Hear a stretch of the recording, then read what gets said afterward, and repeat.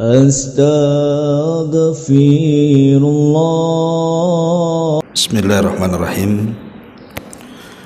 Assalamualaikum warahmatullahi wabarakatuh. Alhamdulillah wassalatu wassalamu ala rasulillah wa ala alihi wa sahbihi wa mawalah wa la hawla wa la quwata illa billahi wa ba'du. Alhamdulillah, segala puja dan puji hanya milik Allah subhanahu wa ta'ala. Salawat dan juga salam kita hadiahkan kepada Rasul kita Nabi besar Muhammad sallallahu alaihi wa ala alihi wasallam. Alhamdulillah, di pagi menjelang siang ini kembali kita bisa duduk untuk bertalabul ilmi. Tak lupa salawat dan juga salam tetap kita hadiahkan kepada Rasul kita Nabi Muhammad, qudwah kita, uswah kita semuanya, sallallahu alaihi wa alihi wasallam. Kita lanjutkan kajian kita, masih membahas kitab Minhaj al-Firqatin Najiyati wa Ta'ifah al-Mansurah. Dan kita masih membahas muqaddimah tentang golongan orang-orang yang diselamatkan Allah subhanahu wa ta'ala. Pada minggu-minggu yang lalu kita sudah menjelaskan tentang bagian pertama, tentang perpecahan umat. Dan dari perpecahan ini Islam terpecah menjadi 73 kelompok. 72 terancam neraka dan 1 dijanjikan sorga, dan itu disebut dengan At-Ta'ifah Al-Mansurah. Kemudian oleh pengarang disebutkan beberapa dalil tentang perkara itu. Di antaranya adalah hadis Ibnu Mas'ud radhiyallahu an. Nabi sallallahu alaihi wasallam satu hari menggaris dengan tangannya, lalu dia bersabda, "Inilah jalan Allah yang lurus." Lalu beliau membuat garis-garis di kanan dan di kiri, kemudian beliau bersabda, "Inilah jalan-jalan yang akan menyesatkan, karena tidak ada satupun jalan kecuali ada syaitan yang menyeru kepadanya." Kemudian beliau membacakan ayat surah Al-An'am ayat 153, "Wa anna hadha sirati mustaqiman fattabi'uhu wa la tattabi'us subula fatafarraqa bikum an sabili dzalikum wassaqum bihi la'allakum tattaqun." Dan bahwasannya yang kami perintahkan ini adalah jalanku yang lurus, maka ikutilah dia, janganlah kalian mengikuti jalan-jalan yang lainnya, karena jalan-jalan itu bisa mencerai-beraikan kamu dari jalan Allah. Yang demikian itulah diperintahkan oleh Allah kepadamu agar kamu bertakwa kepada Allah subhanahu wa ta'ala. Dari asar Ibnu Mas'ud radhiyallahu an memberikan pelajaran kepada kita bahwa banyak jalan-jalan yang akan menyimpangkan kita dari jalan Allah dan Rasulnya. Dan ini menunjukkan nubuah Nabi, kenabian Nabi sallallahu alaihi wasallam sudah memprediksi berdasarkan wahyu bahwa di akhir zaman manusia ini akan terpecah. Tetapi syariat sudah memberikan solusi. Kalau ingin selamat dari perpecahan, maka kembalilah kepada jalan Allah Subhanahu wa ta'ala. Maksudnya kembali berpegang teguh dengan Al-Quran dan sunnah Nabi sallallahu alaihi wasallam.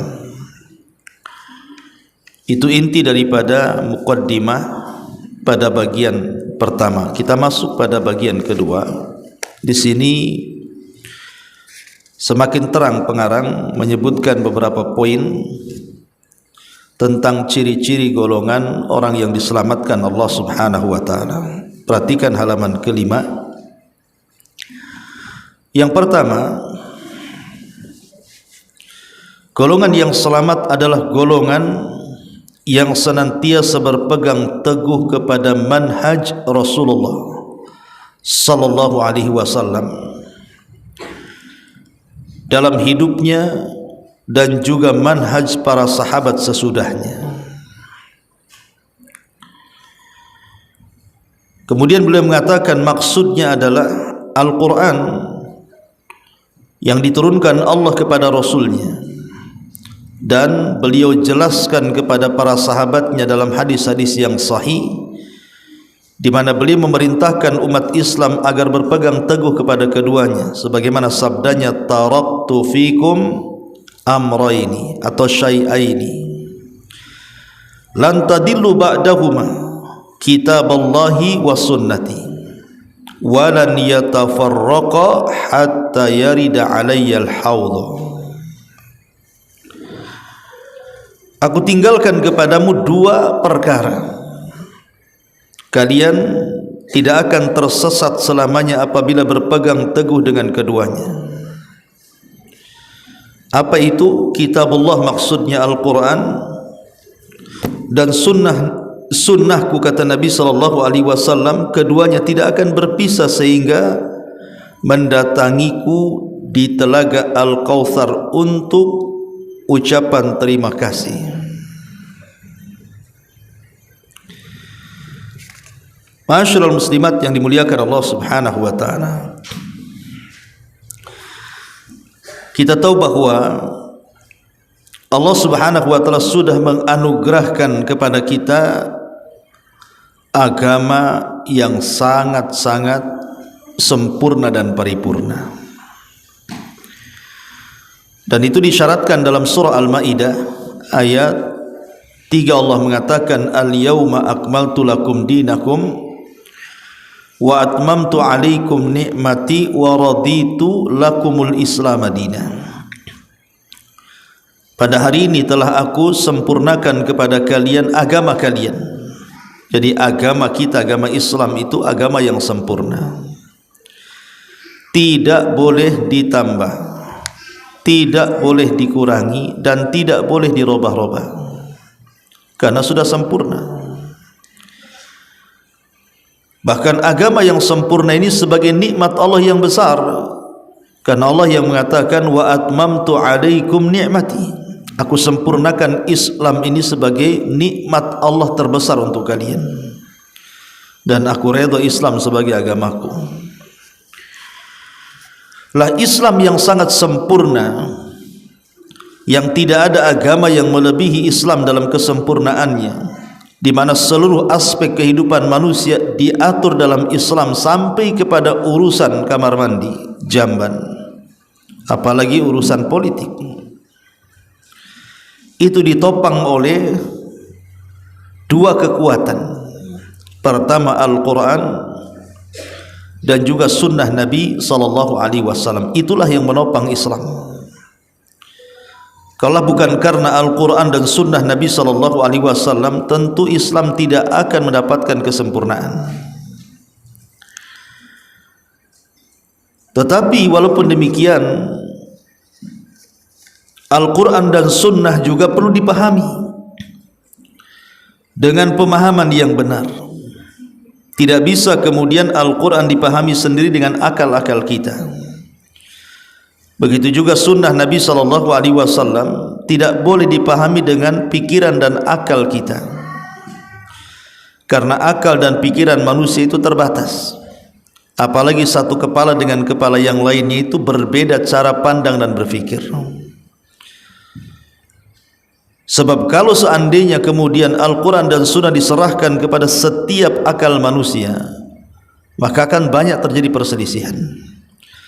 Maka kalau ingin selamat ketika memahami Al-Quran dan Sunnah, kembalikan pemahaman itu kepada manhaj para sahabat yang mereka terang-terangan dan jelas-jelas menjadi murid daripada Nabi sallallahu alaihi wasallam, yang memahami Quran kapan turun, untuk siapa turun, apa sebab turun, dan begitu seterusnya. Lah makanya di sini pengarang menyebutkan poin pertama bahwa golongan yang selamat adalah golongan yang setia berpegang teguh dengan manhaj Rasulullah. Artinya Al-Quran dan Sunnah, manhaj Rasul itu dalam hidupnya, dan juga manhaj para sahabat sesudahnya. Lalu apa faedahnya? Kenapa kita ini dalam Islam harus kembali kepada Al-Quran, harus kembali kepada Sunnah Nabi SAW, dan harus kembali kepada pemahaman salaful ummah? Pertama, karena orang-orang yang berpegang teguh dengan Al-Quran dan Sunnah itu bisa menyelamatkan kita dari kesesatan-kesesatan fitnah. Orang yang tidak memahami Al-Quran dan Sunnah, maka dia akan tergiring dengan fitnah. Dan fitnah ini maksudnya adalah kesyirikan, kekufuran, penyimpangan, kemaksiatan, bid'ah dan yang semacamnya. Itulah fitnah.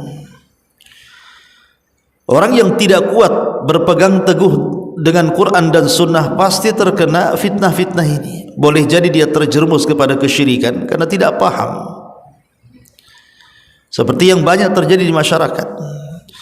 Kenapa orang itu masih datang ke kuburan, meminta-minta di kuburan, datang ke kuburan wali-wali, tabarruk di situ, datang ke dukun-dukun, percaya kepada tanggal dan jimat, dan begitu seterusnya?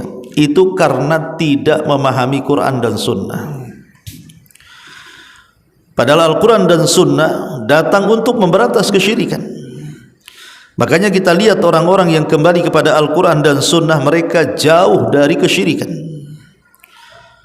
Dekat kesyirikan pun tidak mau, apalagi sampai kemudian melakukan kesyirikan ataupun kepada kekufuran. Orang yang berpegang teguh dengan Al-Quran dan Sunnah tidak mungkin dia terjerumus kepada kekufuran. Orang-orang yang keluar dari Islam atau orang-orang murtad itu karena mereka tidak paham Quran Sunnah. Kalau mereka memahami Al-Quran dan Sunnah, maka mereka akan mengagungkan agamanya. Mereka akan tahu betapa tingginya nilai Islam di antara seluruh agama-agama sebelumnya. Tapi karena jahil dengan Quran dan Sunnah, jahil dengan pemahaman salaful ummah, akhirnya yang terjadi ya seperti itu. Dia bisa berpindah agama karena tidak memahami Quran dan Sunnah. Bahkan dulu saya ceritakan, Bu, ada orang yang murtad, seorang wanita murtad, dulu tetangga di Batam Center.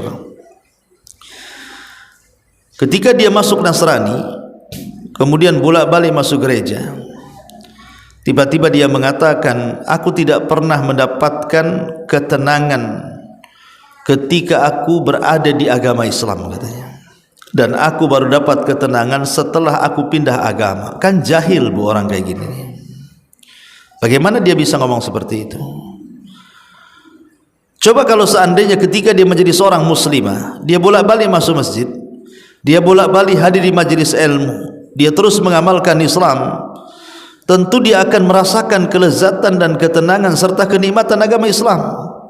Lah dia saja semenjak Islam tidak pernah beribadah kepada Allah, solat pun tidak, hadir di majelis taklim pun tidak. Ketika masuk ke agama yang lain, rajin pula dia beribadah dan mempelajari agama itu. Ya, dia dipermainkan setan namanya. Setan sengaja mempermainkan. Makanya orang yang berpegang teguh kepada sunnah itu, dia akan selamat dari berbagai macam fitnah. Fitnah yang banyak berlaku di akhir zaman ini. Ini yang pertama. Yang kedua,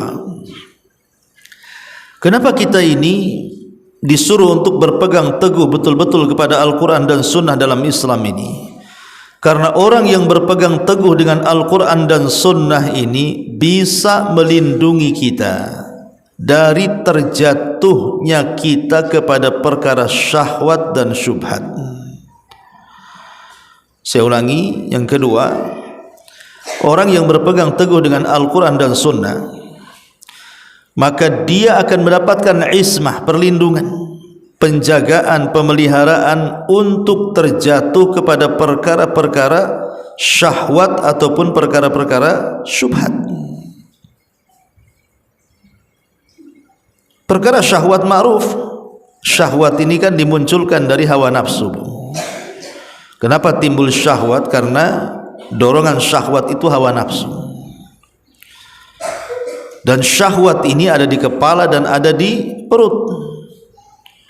Ya, syahwat ini ada di kepala kita dan ada di perut kita dan ada di kemaluan kita.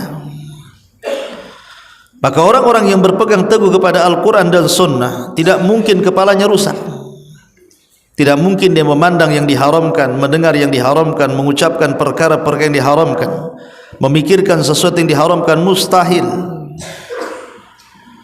Ataupun mungkin syahwat perut, memasukkan sesuatu yang diharamkan, mencari sesuatu untuk membeli yang bisa dimasukkan kepada perutnya sesuatu yang haram, mustahil. Begitu juga kemaluannya melakukan perzinahan, mustahil. Orang yang berpegang teguh dengan Al-Quran dan Sunnah itu pasti memiliki perasaan takut, sehingga takut terjerumus kepada perkara yang bersifat syahwat ataupun syubhat, kerancauan.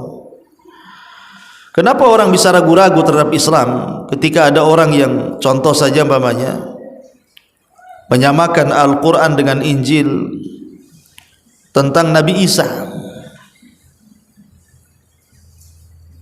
Kemudian orang-orang awam melihatnya, oh betul juga Nabi Isa ini anak Tuhan, karena ada bandingan dalam Quran. Tidak ada Quran mengatakan Isa itu anak Tuhan. Isa itu Nabi, dia Rasul. Yang mengatakan seperti itu hanya ada di Injil, itu pun yang dirubah-rubah oleh tangan-tangan mereka, menganggap Isa itu anak Tuhan, Isa itu Tuhan, Isa itu satu di antara tiga Tuhan. Akhirnya orang yang tidak kuat pegangannya terhadap Quran dan Sunnah bisa saja mengiyah-iyahkan karena yang ngomong seorang ustaz. Itulah bahayanya orang kalau tidak kuat dengan Quran dan Sunnah, itu mudah terkena syubhat. Ketika kemudian orang bicara tentang Islam liberal, semua agama sama, dibumbui dengan dalil-dalil yang terkadang dalilnya lemah atau sahih tapi pemahamannya salah dan begitu seterusnya, orang-orang awam ini kadang-kadang mudah saja, boleh jadi mengiyah-iyahkan, membenarkan, bahkan membela. Itu kembali karena dia tidak berpegang dengan Al-Quran dan Sunnah, tidak mau mempelajari Quran dan Sunnah. Ini yang kedua. Yang ketiga, bahwa orang yang berpegang teguh dengan Al-Quran dan Sunnah itu, maka dia akan mendapatkan kemuliaan di tengah-tengah umat, bahkan kekuatan. Jadi orang-orang yang berpegang teguh dengan Al-Quran dan Sunnah itulah sumber dari kekuatan umat, sumber dari kemuliaan umat. Karena sebaliknya orang-orang yang menyelisih Al-Quran dan Sunnah itu sumber kelemahan, sumber kekalahan. Lihat bagaimana Nabi SAW berusaha menyelisih orang-orang kafir dalam setiap masalahnya. Sampai kepada masalah uban di kepala, Rasul pernah mengatakan, apa yang kalian tahu tentang uban-ubannya orang Yahudi itu? Sahabat mengatakan, mereka membiarkan, wahai Rasul. Kata Rasul, rubahlah uban kalian, warnai, tapi jauhi warna hitam.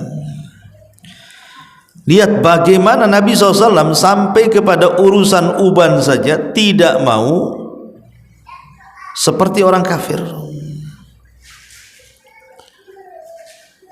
Dan dalam semua perkara, dalam ibadah, dalam akidah, dalam muamalah, dalam ibadah contohnya Nabi SAW ketika bicara soal makan sahur dalam puasa, Apa kata Rasul? Faslu ma baina siyamina wa siyami ahlil kitab akalat sahur. Perbedaan puasa kita dengan ahli kitab itu dimakan sahur. Artinya kalau kita makan sahur bukan hanya sekedar menambah kekuatan dalam puasa, tapi lebih daripada itu ada penyelisihan terhadap orang kafir. Makanya Nabi SAW sampai mengatakan, la yazalun nas bi khairin ma'ajjalul fitra wa yuakhirus sahur. Manusia akan senantiasa di atas kejayaan selama mereka menyegerakan berbuka dan mengakhirkan sahur. Padahal konteks hadis ini bicara soal makan buka dan makan sahur. Lalu apa kaitan dengan kejayaan Islam di sini? Bukan masalah makan dan minumnya ketika menyegerakan buka dan mengakhirkan sahur, bukan itu maksudnya.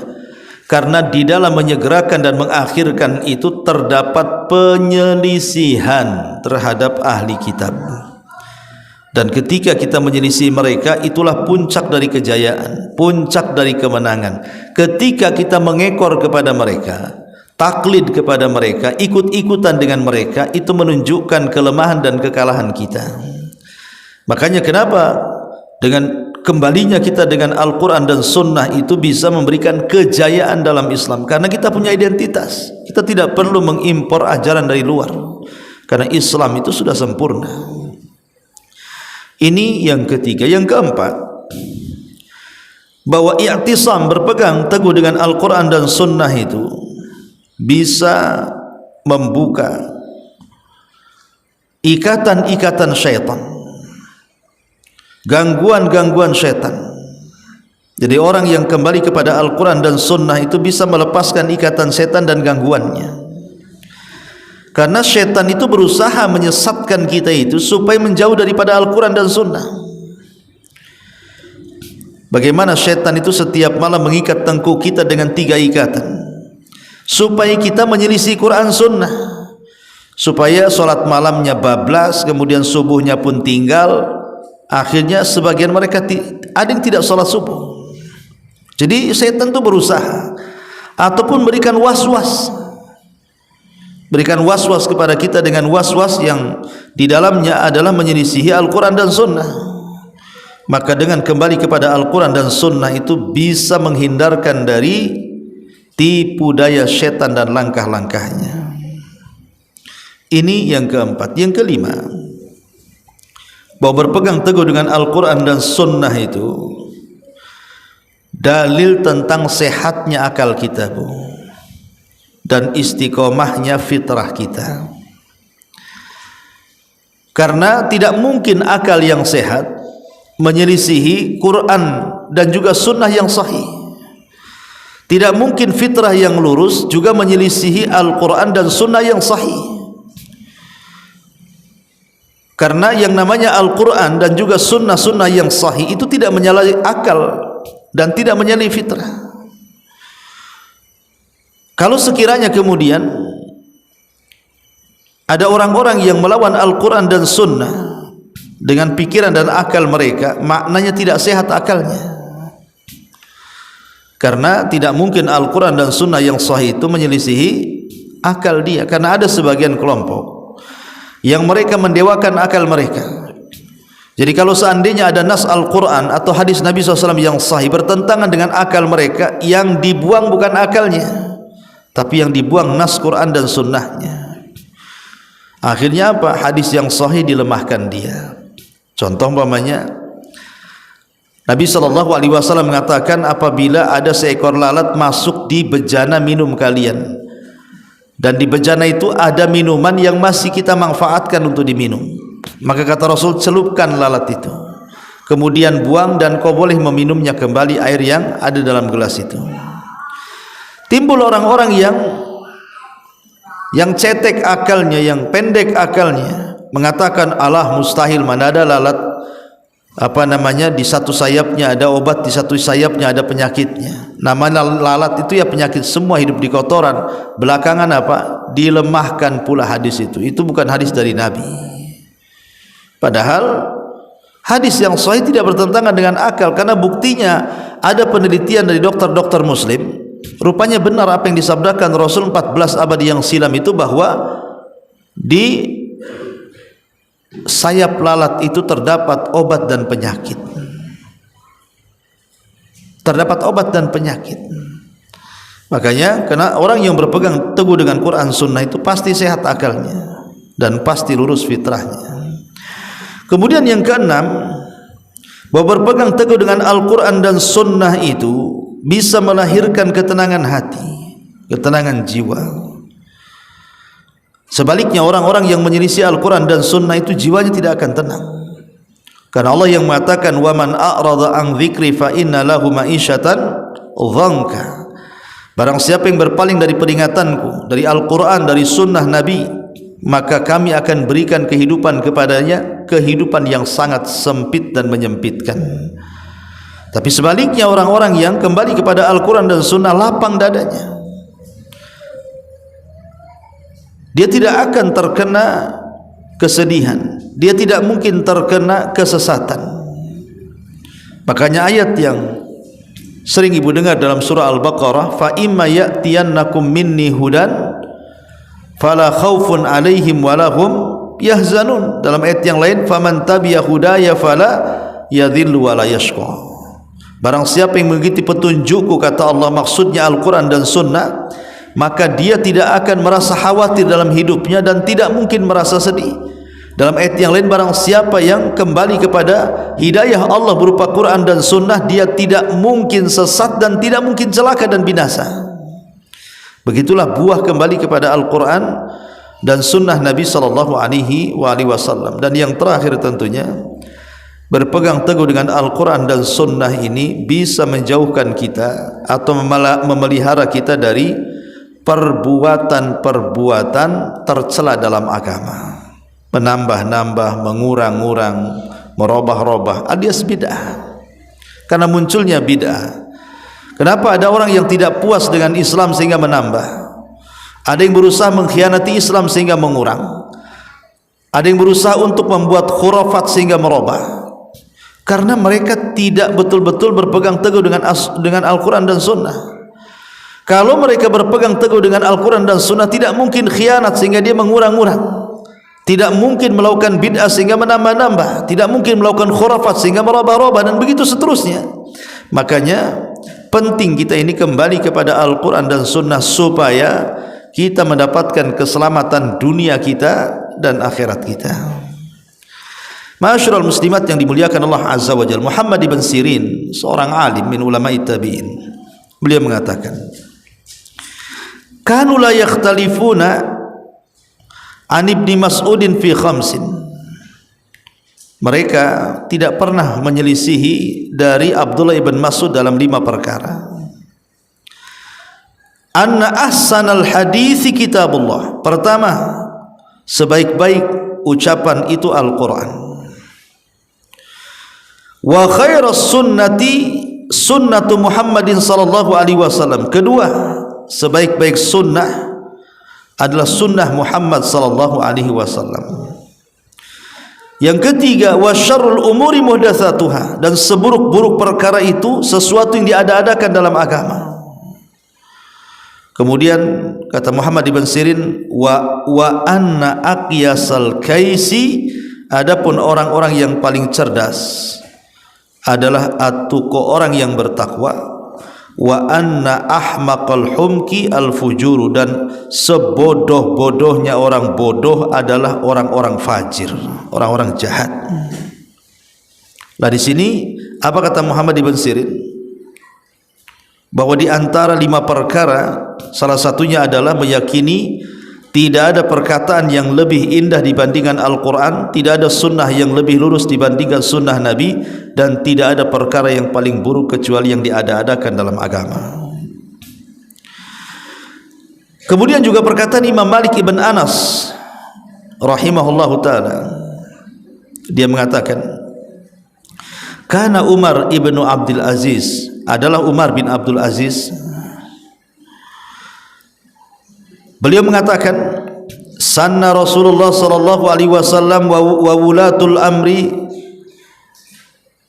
min ba'dihi sunanan al-akhdhu biha tasdiqun li kitabillah wastikmalun li ta'atillah wa quwwatun ala dinillah man amila biha muhtadiyan biha hudiya wa man istansara biha mansurun wa man khalafaha taba'a ghaira sabilil mu'minin wa wallahu Allahu ma tawalla. Kata Malik ibn Anas menukilkan perkataan Umar bin Abdul Aziz, dia mengatakan Nabi SAW telah memberikan sunnah terbaik, dan begitu juga para pemimpin setelahnya, maksudnya Abu Bakar, Umar, Uthman, mereka sudah memberikan contoh terbaik kepada kita. Maka barang siapa yang mengambil dengan sunnah Rasul dan sunnah orang setelahnya, maksudnya para sahabat, maka dia telah membenarkan Al-Quran dan telah sempurna ketaatan kepada Allah dan telah kuat berpegang teguhnya dengan agama Allah.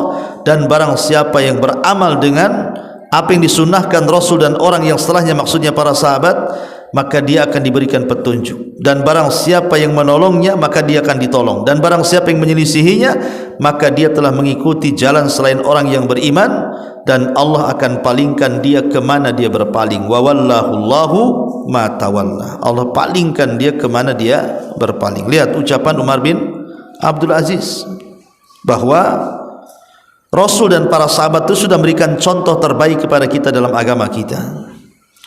Maka ketika kemudian kita membenarkan, ketika kita mengambil sunnah Rasul dan para sahabat, hakikatnya kita telah membenarkan Quran dan telah sempurna ketaatan kita kepada Allah, dan kita telah memperkuat agama Allah.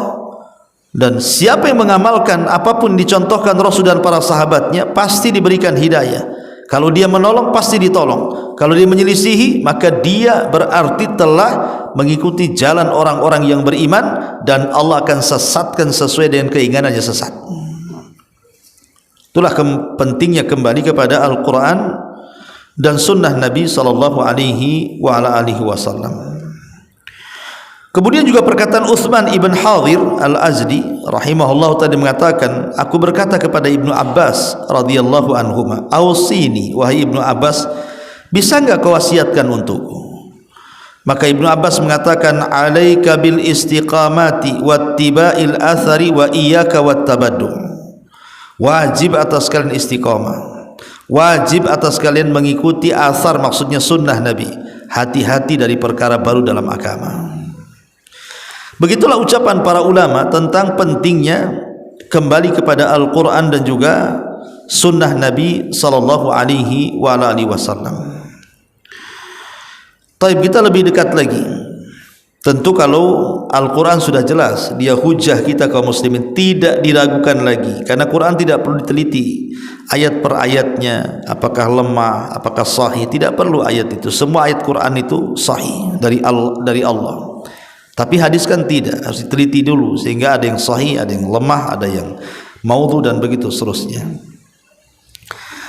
Jadi dengan mempelajari Al-Quran dan juga sunnah dengan cara menelitinya, baru kita mengamalkannya. Sunnah ini, Bu, adalah hujjah setelah Al-Quran dan sunnah.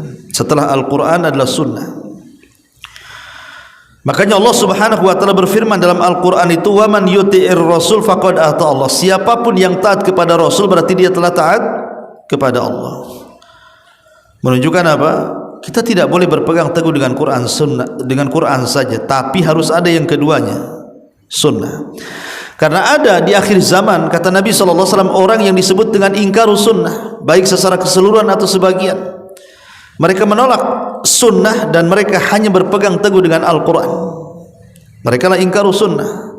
Tidak benar, karena orang yang jauh daripada sunnah tidak mungkin dia mengamalkan Quran, karena sunnah itu penerang Quran, penjelas Quran, pengkhusus Quran, dan begitu seterusnya. Kemudian yang kedua, Allah telah mentahdir siapapun yang menyelisihi Nabi dan diancam dengan azab yang pedih, sebagaimana Allah mengatakan, falyahdharil ladzina yukhalifuna an amri an tusibahum fitnah aw yusibahum adzabun alim. Hati-hati, kata Allah, jangan menyelisihi perintah Rasul, karena akan ditimpa fitnah atau azab yang pedih. Kemudian yang ketiga, bahwa Allah menjadikan taat kepada Rasul itu bagian daripada keharusan iman. Di antara keharusan iman itu adalah beriman atau taat kepada Allah dan Rasulnya. Fala wa rabbuka la yu'minun hatta yuhaqqimuka fima syajara bainahum thumma la yajiduna fi anfusihim harajan mimma qadaita wa yusallimu taslima. Sekali-kali demi Rabbmu, mereka tidak dinyatakan beriman sampai engkau wahai Muhammad dijadikan hakim untuk perkara yang mereka perselisihkan.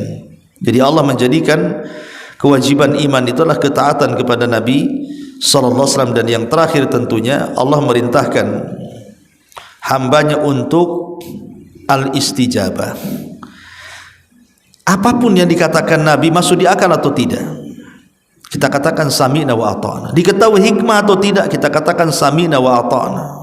Berat ataupun ringan, kita katakan sami'na wa ata'na. Kita tidak boleh membantah perintah Allah dan Rasulnya.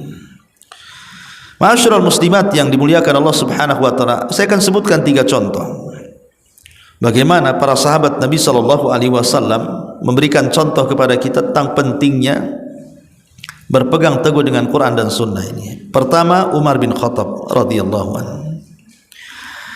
Saat Umar bin Khattab radhiyallahu anhu sedang tawaf, di antara sunnah tawaf adalah mencium Hajar Aswad. Di hadapan Hajar Aswad Umar mengatakan, "Inni la a'lamu annaka hajarun la tadurru wa la tanfa." Hei Hajar, aku tahu kau ini seonggok batu saja. Kau tidak mendatangkan manfaat dan tidak juga mencegah madarat. Falaula anni ra'aitu an-nabiyya sallallahu alaihi wasallam yuqabbiluka ma qabbaltuka. Kalau bukan karena aku melihat Rasul mencium kamu, buat apa aku cium kamu? Lihat bagaimana taslim mutlak Umar kepada Rasul. Ya. Harusnya begitu seorang mukmin, enggak usah banyak tanya. Kalau Rasul merintahkan sesuatu dan perintahnya sahih, lakukan. Kalau Rasul melarang sesuatu dan perintah larangannya sahih, tinggalkan. Kalau Rasul sallallahu alaihi wasallam menghalalkan sesuatu dan penghalalannya sahih, makan, lakukan. Ya. Kalau Rasul haramkan, tinggalkan. Ini satu kisah. Kisah yang kedua, kisah Ibnu Mas'ud radhiyallahu anhu. Jadi Abdullah ibn Mas'ud radhiyallahu anhu ketika dia melempar jumrah, maksudnya jumrah Aqabah, dari dalam lembah itu dengan 7 lemparan, kemudian bertakbir dalam setiap lemparan itu, dikatakan kepadanya, "Inna nasan yarmunaha min fawqiha." Wahai Ibnu Mas'ud, manusia melempar jumrah dari atas, bukan dari bawah. Maka Abdullah bin Mas'ud mengatakan, "Hadza walladzi la ilaha ghairu, maqamal ladzi unzilat alaihi suratul Baqarah." Tidak benar apa yang mereka lakukan. Disinilah, demi zat yang tidak ada sembahan yang berhak kecuali Dia, disinilah tempat melempar jumrah, karena di sini diturunkan surah Al-Baqarah. Lihat, Abdullah ibn Mas'ud tidak mau merubah-rubah tempat yang ditentukan oleh Rasul. Itulah bentuk ittiba namanya. Ini contoh yang kedua. Contoh yang ketiga, Ibnu Umar radhiyallahu anhu. Kata Ibnu Umar, "Ma taraktu istilam hadaini ruknainil yamani wal hajar mundu ra'aitu Rasulullah sallallahu alaihi wasallam yastalimuhuma fi syiddatin wala raha." Aku tidak pernah meninggalkan mengusap 2 rukun Yamani dan Hajar Aswad sejak aku melihat Rasul mengusapnya. Jadi Abdullah bin Umar berusaha untuk mencontoh Rasul. Ini bentuk ittiba. Ya, bentuk ittiba ini seperti ini. Tunduk dan patuh dan mengatakan sami'na wa ata'na dari perintah Allah dan Rasulnya. Nah, inilah ciri kelompok yang pertama, adalah senantiasa berpegang teguh dengan manhaj Rasul dalam kehidupannya dan bermanhaj dengan manhaj para sahabat Rasul sallallahu alaihi wasallam. Wallahu alam. Saya kira poin pertama dulu, silakan kalau ada yang mau bertanya seputar berpegang teguh dengan Quran dan Sunnah.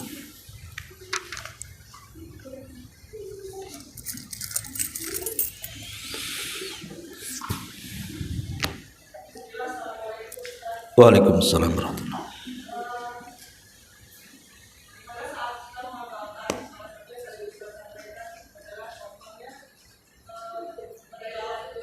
Iya.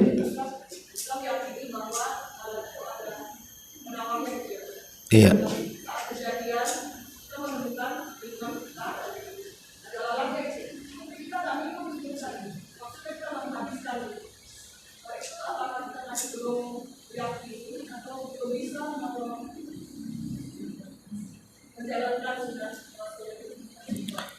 Ya, alhamdulillah. Maksud hadis ini, idza dakhalat dubabu fi ina'i ahadikum falyaghmisu, apabila lalat masuk ke bejana salah seorang di antara kalian kemudian celupkan. Maksudnya kalau isi minuman dalam gelas itu kita masih hajatkan, umpamanya tidak ada air lagi, ibu sedang ngopi ngeteh atau sedang minum air mineral, nggak ada minuman lagi kecuali itu, tahu-tahu ada lalatnya, ya, maka kemudian ibu celupkan baru diminum, supaya tidak terjadi apa-apa dengan minuman itu. Karena kalau tidak dicelupkan takutnya hanya racunnya dan tidak ada penawarnya. Dan dalam penelitian, lihat Bu, lalat itu kalau mereka jatuh maka dia akan mereng. Jadi yang pertama kali mendarat itu adalah sayap yang penuh dengan racun. Itu lalat tuh kalau dia jatuh dia akan mereng, itu sebagai pertahanan dia kan. Nah, yang pertama kali yang melabuh itu adalah sayap yang beracunnya dulu, padahal sebelahnya itu ada penawarnya. Tapi kalau seandainya ibu tidak mau dengan minuman itu, umpamanya minuman semalam gitu ya, air susu, air ini nggak habis, banyak lalatnya, ngapain ibu dicelup-celupkan kalau mau dibuang? Ya, buang aja lah, nggak usah dicelup-celupkan, karena kan ibu tidak mau minum lagi. Seandainya tidak ada lalatnya pun ibu tidak mau minum juga kalau susu sudah nggak enak rasanya kan. Jadi maksudnya mencelupkan ini, maksudnya kalau kita masih berhajat dengan minuman itu, dan kita tidak boleh ragu-ragu, harus yakin bahwa dalam lalat ini terdapat penawar dan penyakit. Wallahu a'lam.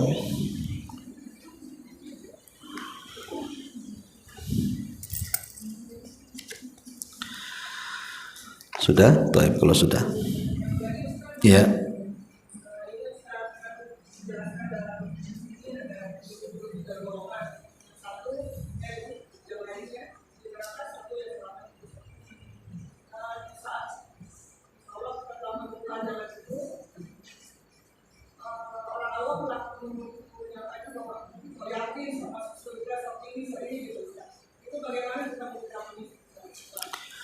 Ya, alhamdulillah.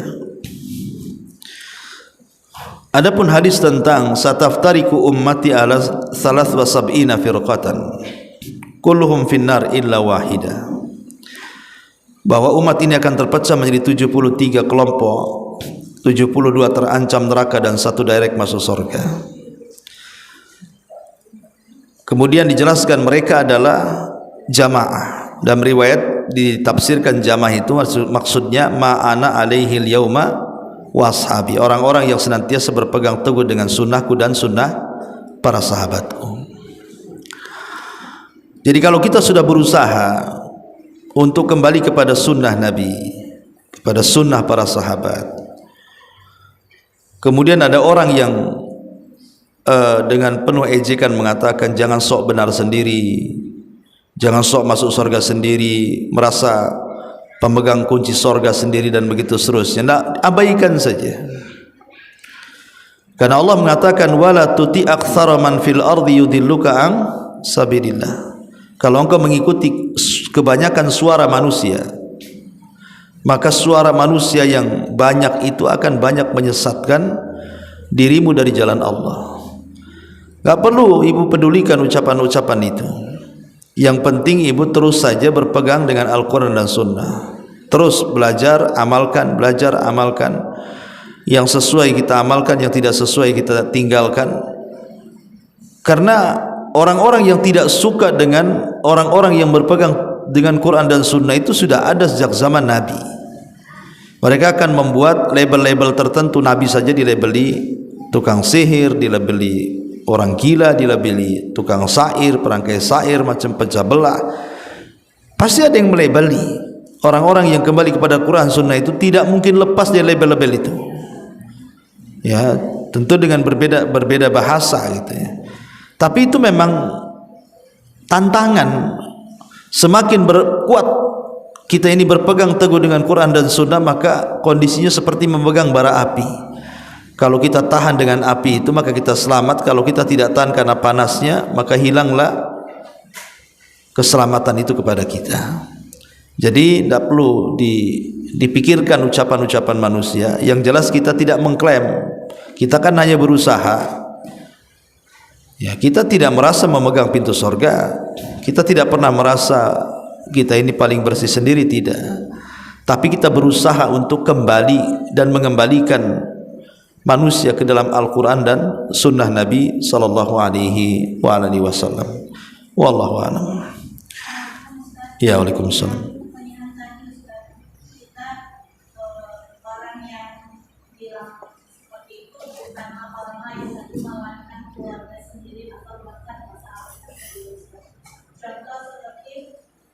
Mungkin ada keluarga atau pasangan kita yang masih mengerjakan maulid, lalu kita memberitahu bahwa waktu maulid itu, lalu keluarga atau pasangan itu bilang, ya udah antarkan aja makanan atau apa itu untuk mengikuti gitu, karena kita nggak mau kan, makanya kita harus saling mengenal kita bagaimana. Yaitu ujian, Bu. Nabi itu diuji itu bukan dari orang luar, dari orang dalam. Pertama yang menentang Nabi siapa? Abu Lahab. Belum ada Abu Jahal, belum ada Umayyah, belum ada Al-Walid, belum ada tokoh-tokoh Quraisy, Uqbah bin Abi Mu'ayth dan yang lainnya. Yang pertama kali memusuhi Nabi itu justru keluarga. Abu Lahab. Dialah yang menentang Nabi. Jadi kalau seandainya di antara kita kemudian diuji oleh keluarga, yang sabar. Mungkin mereka belum sampai pemahaman kepada mereka. Doakan saja mereka dapat hidayah. Karena banyak orang yang dulunya sangat anti, akhirnya jadi orang yang paling berpegang teguh kepada Quran dan Sunnah. Dulunya anti kepada gerakan-gerakan Quran dan Sunnah. Belakangan dia pula mendukung dan orang yang paling depan. Jadi kewajiban kita kalau ada keluarga seperti itu, ya sabar saja. Kemudian nasihati mereka dengan baik. Jelaskan bahwa apa yang saya lakukan ini benar, dan apa yang kalian lakukan itu tidak benar. Begini dalilnya, begini sunnahnya, ini perkataan ulamanya. Kalau kita mampu menjelaskan secara ilmiah, alhamdulillah. Tapi kalau tidak mampu menjelaskan secara ilmiah, itu ya kita paham tapi kita tidak bisa menjelaskan, maka ibu diam saja, sudah nggak apa-apa, sabar saja. Kita ingkari mereka dengan hati, kalau tidak bisa dengan lisan atau perbuatan. Ya menghindar saja, kenapa? Nggak usah ikut, kenapa? Kecuali kalau seandainya acara-acara yang mereka buat, kalau tidak ikut itu ada ancaman. Ancaman diputus silaturahim, ancaman tidak dianggap keluarga, atau ancaman fisik dan begitu seterusnya. Maka kalau sudah ada ancaman itu lain lagi babnya, melihat maslahat dan mafsadah, kerusakan dan kebaikannya apa. Kalau saya tidak ikut, lebih besar rusaknya sehingga saya tidak bisa mendakwai, ya sudah ikut, tetapi hanya sebatas ikut saja, tidak meyakini, mengingkari dalam hati. Tapi kalau seandainya kita tidak ikut, kan tidak ada masalah. Kalau seandainya mereka hanya ngomong saja, ngomong saja mereka gitu, itu nanti juga mereka balik lagi ke saya kok. Pamannya ibu yang paling dibutuhkan keluarga, karena ibu suka bantu. Sekali ibu nasihati mereka tak terima, nggak usah ikut. Paling mereka marah-marah sebentar, nanti juga butuh saya juga kok, umpamanya. Ya berarti kan ibu punya kekuatan di situ. Gunakan kekuatan untuk berdakwah. Ya memang harus sabar di tengah-tengah keluarga itu, harus pandai-pandai menjelaskan kepada mereka dengan cara yang lembut. Wallahu a'lam.